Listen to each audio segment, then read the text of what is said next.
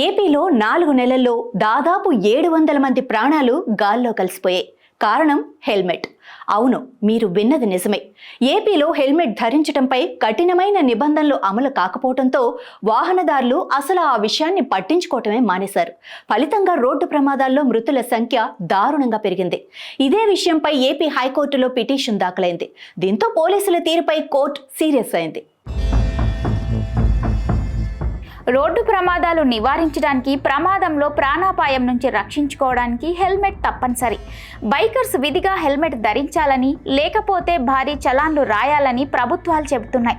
తెలంగాణలో హెల్మెట్ వాడకంపై అవగాహన పెంచేందుకు సిగ్నల్ దగ్గర పువ్వులిచ్చి విజ్ఞప్తి చేయడం, హెల్మెట్ లేని వారిని ఆపి హెల్మెట్ కొనిపించి ఇచ్చి పంపడం వంటి వినూత్న పద్ధతులను ట్రాఫిక్ పోలీసులు అనుసరిస్తుంటారు.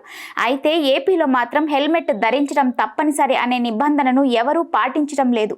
పోలీసులు కూడా దీన్ని సీరియస్గా తీసుకోవడం లేదు. దీనిపై హైకోర్టును ఆశ్రయించాడు ఓ పిటిషనర్.